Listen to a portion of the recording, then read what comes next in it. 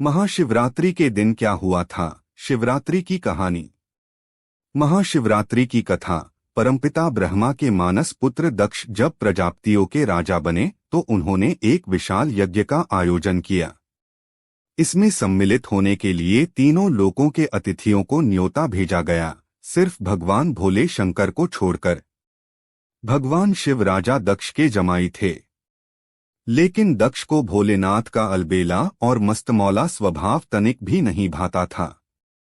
जब शिव की अर्धांगिनी और दक्ष की पुत्री सती को पता चला कि उनके पिता ने यज्ञ का आयोजन किया है तो उन्होंने भी उसमें सम्मिलित होने की इच्छा जताई।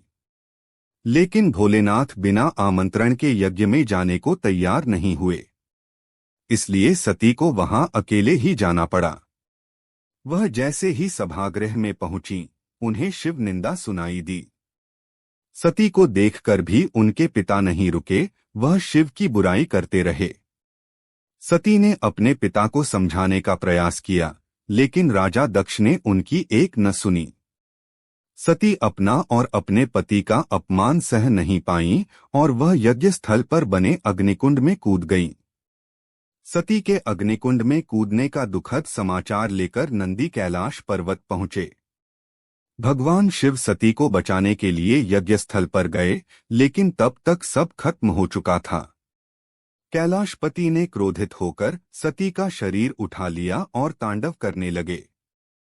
जिस दिन शिव ने तांडव किया था वह फाल्गुन महीने के कृष्ण पक्ष की चतुर्दशी 14वीं तिथि थी। महापुराण के अनुसार वही खास तिथि महाशिवरात्रि हुई। शिवरात्रि का अर्थ शिव की रात। शास्त्र के अनुसार हर सोमवार का दिन शिव की पूजा के लिए उपयुक्त है। हर महीने के कृष्ण पक्ष की चतुर्दशी तिथि शिवरात्रि होती है। फाल्गुन में महीने में वही खास तिथि महाशिवरात्रि हो जाती है।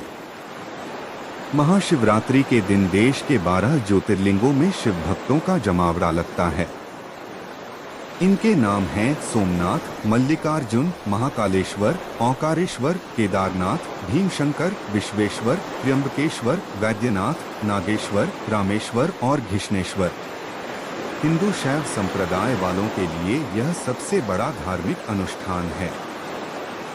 दुनिया के सभी शिवालयों में इस दिन अंधकार और अज्ञानता को दूर करने का संकल्प लिया जाता है। दिन भर उपवास रखकर शिवलिंग को दूध, दही, घी, शहद और गंगाजल से स्नान कराया जाता है। शिवपुराण के अनुसार इसी रात शिव और पार्वती का विवाह हुआ था। इसका मतलब हुआ शिव और शक्ति या फिर पुरुष और आदिशक्ति यानी प्रकृति का मिलन। एक और मान्यता है कि इसी दिन ब्रह्मांड की रचना हुई थी। सती के शोक में भगवान शिव गहन समाधि में चले गए, ध्यानमग्न हो गए। उनके ध्यान को कोई तोड़ ही नहीं पाता। भगवान विष्णु और ब्रह्मा भी सारे जतन करके हार गए। सृष्टि का संचालन भी बाधित होने लगा। देवतागण की समझ में नहीं आ रहा था कि भगवान शिव का ध्यान तोड़ने के लिए क्या जाएं। दूसरी तरफ हिमालय की बेटी के रूप में सती का पुनर्जन्म होता है। उनका नाम रखा गया पार्वती। पार्वती शिव को पाने के लिए कठिन तपस्या करती हैं। पहले तो शिव ने पार्वती को तपस्या करने से रोक दिया, लेकिन अन्य देवताओं के सहारे पार्वती शिव का मन जीत लेती हैं। फिर एक विशाल समारोह में शिव पार्वती का विवाह हुआ। उस दिन भी फाल्गुन महीने के कृष्ण पक्ष की चतुर्दशी तिथि थी। इसीलिए लड़कियां शिव के समान वर पाने के लिए इस दिन शिव की पूजा करती हैं। मध्यकालीन इतिहास से पता चलता है कि संसार की मंगल कामना के लिए लड़कियां, विवाहित, विधवाएं सभी स्त्रियां शिवरात्रि का व्रत करती हैं। इसका मतलब यह नहीं कि शिवरात्रि सिर्फ स्त्रियों के लिए है। शिवरात्रि का पहला अनुष्ठान एक पुरुष ने ही किया था। वह कहानी भी स्वयं शिव ने बताई है।